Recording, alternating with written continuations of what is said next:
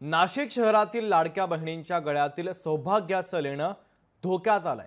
शहरामध्ये चेन स्नॅचिंगच्या घटना वाढल्यानं लाडक्या बहिणी धास्तावलेल्या आहेत। नाशिकमधील लाडक्या बहिणींसोबत नेमकं काय घडलंय या स्पेशल रिपोर्टच्या माध्यमातून आपण पाहूया।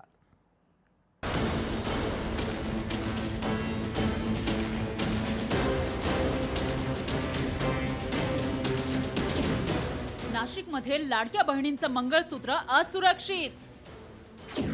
शहरात सोनसाखळी चोरांचा सुळसुळाट।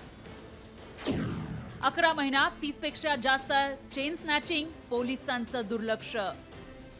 या आहेत उत्तर महाराष्ट्रातील सर्वात मोठं शहर नाशिकमध्ये राहणाऱ्या शोभा पंडित। काही दिवसांपूर्वी संध्याकाळी त्या भाजी आणण्यासाठी घरातून बाहेर पडल्या।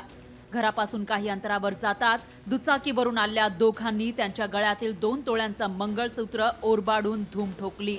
त्यांनी पाठलाग करण्याचा प्रयत्न केला, पण चोर पसार झाले होते। घडलेल्या प्रकाराची तक्रार त्यांनी पोलिसात केली, पण आजही त्यांच्या जवळून एखादी दुचाकी गेली की मंगळसूत्र ओरबाडण्याचा प्रकार त्यांच्या डोळ्यासमोर येतो।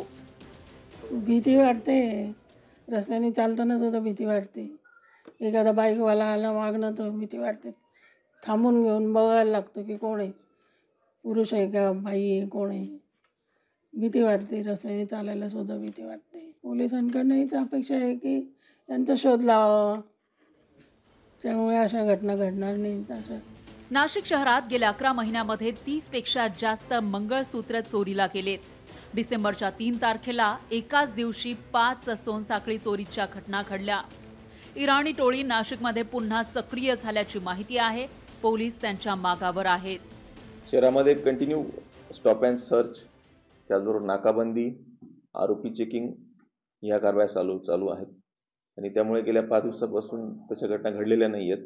गेल्या 15 दिवसापूर्वी आणि 8 दिवसात जवळपास 8 ते 10 असे प्रकार उघडकीस आलेले होते। त्यातले आपण काही आरोपी तपासलेत, त्यातला आपल्या शहरामध्येच एक आरोपी मिळालेला आहे। सध्या नाशिक शहरामध्ये सोनसाखळी चोरीच्या घटना वाढल्यानं महिलांना घरातून बाहेर निघण्याची भीती वाटतेय।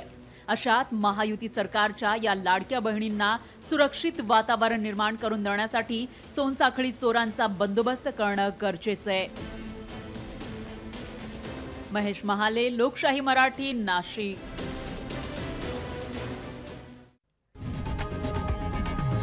लोकशाही मराठी, ऐका, पहा, जागरूक रहा।